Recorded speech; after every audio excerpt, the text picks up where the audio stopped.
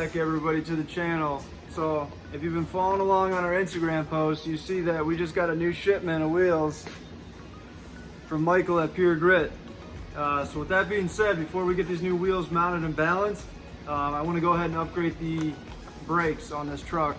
I'm currently sitting at around 24,000 miles, and with a little bit of towing season coming up with the side-by-side, I noticed last season that the brakes with towing weren't as smooth as they should be. So this is PowerStop Evolution. These are ceramic brakes. This is part number 1721719. So let's go ahead and jump into it and see what this looks like.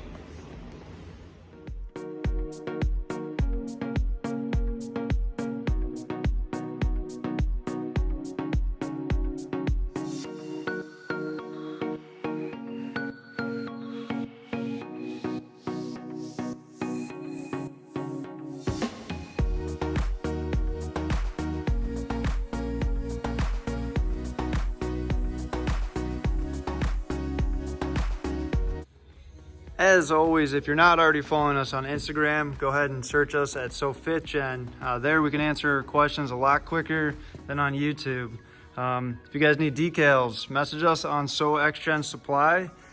If you guys are staying up to date, you've seen that I just dropped these. These are our new handwritten accents, and this size here is the small, which is 3 inches tall. We have them in large as well, and many different colors, options available as well. And then the reason for the brake upgrade, Michael just dropped his 22x12s. These are the PG 102s, and these are the PG 103s. These will be going on both of our trucks. We have sensors on order and currently working on getting some tires here, and then we'll get these on. But that's it. Let's go ahead and jump into this and show you guys what it takes to do these brakes on these trucks. Should be pretty straightforward. In this video, again, I'm only working on the front brakes just because my mileage is so low, and most of your stopping power actually takes place in the front. So I figure start here, and I want to see what those changes do, and then later down the road, we can always jump in the back.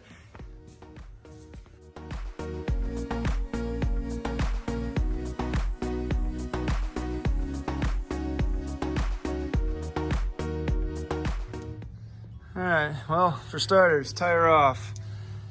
Up next, you got to remove your two 16mm bolts up here. I used a wrench. Didn't feel like getting an impact back there. And then now you're ready to go ahead and pull this off.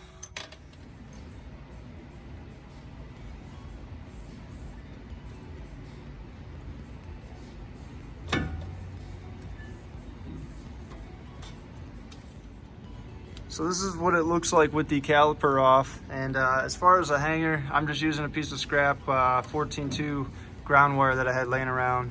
Whole goal here is to keep this out of the way without keeping tension on this ABS sensor. If you were to end up overstretching this and damaging that cable, you're gonna need a new wheel hub, and that's gonna get expensive. In this video though, I'm only going over the process for changing out the pads to the PowerStop Evolution. So we're gonna go over here and how the hardware actually fits in here, and basically general tips for keeping these slide pins clean. All right, so here's what the factory pads look like. Earlier I mentioned, like I said, 24,000 miles, very light towing. You can just see all the brake dust that's coming out of these. So hopefully swapping over to the PowerStop is gonna slow down that brake dust and make things a little quieter while giving us more stopping power. This is about the time where you'd make the call and inspect your rotor. I already did this. I don't see any grooves or any crazy pitting. So I'm gonna go ahead and still run with this and end up still replacing the hardware with the kit that they include. One last thing to note is if early mornings or when it's raining out and there's moisture in the air, if you're starting to notice squeaking on your brakes, one thing you could do is pull your factory pads out and pull this hardware out and clean this back up. Essentially what you're hearing is just the tension of things sliding on this brake dust. And then while you're in here, it's just worth checking everything out and greasing everything up. It makes everything later down the road much easier. All right, so when replacing this hardware, it's very important that you don't mix the orientation up. These right here actually keep tension on your pads. So I've seen it in cases where guys actually break these off, have them swapped, because I mean, these pieces you can put in any single way. They're universal, so pay very close attention when you're removing these, which way they go in. So I went ahead and I laid out the new ones in the orientation that they're going to be going in. So you can see here, right off the rip, very clean, and it's also even thicker than the factory one. So this thing here, it's going to provide more tension on the pad already. So one other thing I want to go over too, if you might have squeaking brakes, is typically when you look inside, you see, you're like, wow, I have like a 1/2 inch of pad on each side left. But you actually have wear indicators on here. And as you can see, I got pretty close on the inside, and I actually touched over here on the outside. So something to keep in mind to look for versus just actually leaning inside and taking a look at your brakes. I would say somewhere around 20,000 miles with normal driving, this is probably something you're gonna wanna do. Probably somewhere around 30,000 miles, that's probably when I'll change out the front pads again and then actually move into the PowerStop rotors that they make. And that's when you get into the drilled and slotted. So on my 4th gen, I actually run the complete PowerStop upgrade with the drilled and slotted rotors. It's kind of hard to tell, but these are amazing. So I'm a huge PowerStop supporter here. So drop a comment what brakes you guys are running. I've had very good luck with these, and I'm located in Ohio, so I always order right from Summit Racing, and they get these things here in about a day. These things snap right in. One way to verify that you are fully seated, just be careful not to bend that retainer in there. But I like to just put a little tension directly on this base to make sure it's seating. And you'll see that you have contact points on both sides, and you have alignment hooks on both sides. I'm using this stuff that I pick up at Napa. It's called Slide Glide. This stuff here, I've never had any issues with it. But you can go ahead and put a little bit anywhere on any of these hardware pieces, and then that's what we're going to use when we pull our slides out too and clean these up. So I just went ahead and applied a very thin coat of the Slide Glide on this new hardware. And I realized while I was doing this that a lot of guys might not be running PowerStop pads. They might just be in a pinch and end up at AutoZone or O'Reilly's or something like that. But before you actually apply this lube here, go ahead and dry fit your new pads in here. With PowerStop, I mean, they pretty much have these things OEM spec, but I've seen it with like some of like the Duralast ones and stuff where it's actually a very tight fit in here.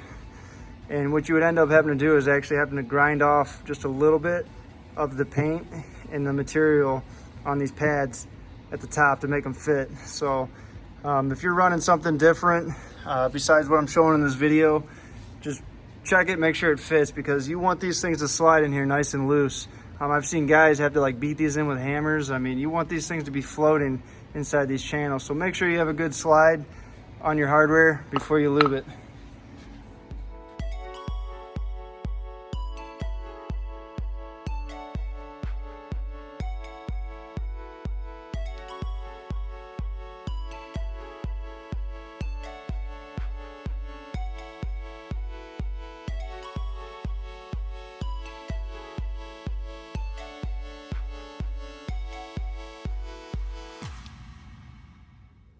So now with the new pads installed, it's time to go ahead and actually inspect these slide pins. Be careful taking these off so you don't tear your rubber boot. These can be a pain to relocate if you need to get a new one. But yeah, it looks pretty clean, but I'm gonna go ahead and degrease this and clean it up and then apply the Slide Glide. So you have an upper one and the lower one, and this is what your caliper actually slides on.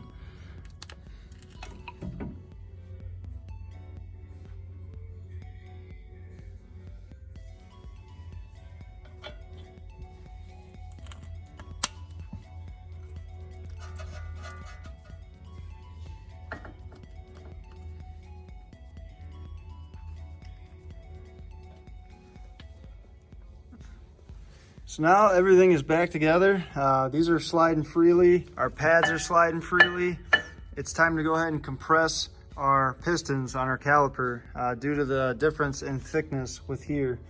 So there's a couple different options. You can actually lay a piece of scrap wood across here and use a C-clamp and press it. I couldn't find a C-clamp, go figure, but I'm gonna use a caulk gun. This is another good method. This is from Home Depot. It's literally $2 and it comes in handy for numerous things.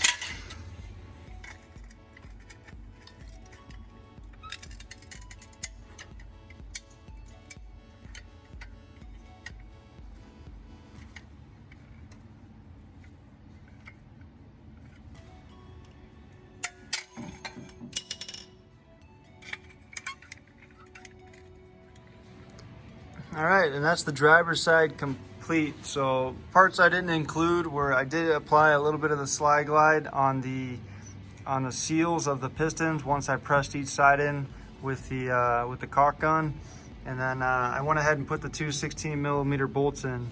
These get torqued to 32 foot-pounds, and it's crucial that you don't over torque it.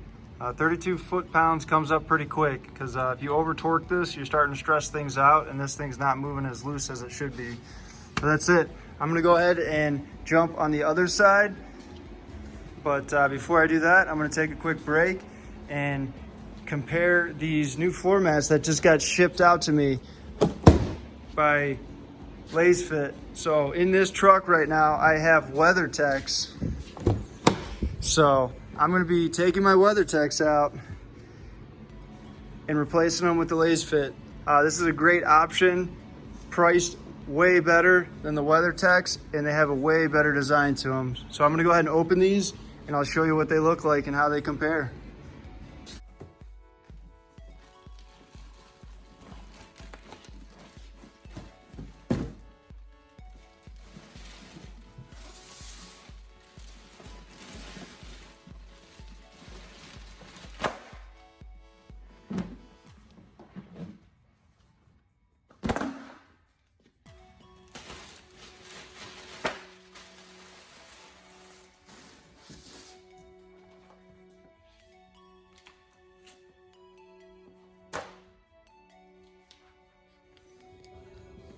So that's a wrap. WeatherTechs are out.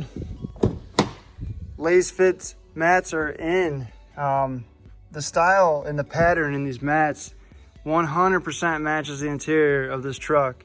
And if we get down to the nitty gritty, the contour, the fitment, everything snaps in place. Everything lines in perfectly. You don't have any weird excess plastic coming up, messing with your pedal. The big turn on for me is right here. The WeatherTechs actually came up here and rode on this pillar and was actually starting to rub into this. Less noise, it's a softer material, it's gonna deaden the sound. If this is something you guys are interested in, or as well as interior lighting, upgrading to an LED kit, head over to Lasfit Auto Lighting, use our discount code. It's so 5th gen, and hope this helps. That's gonna be a wrap for tonight, and stay tuned for the next video. Peace, guys.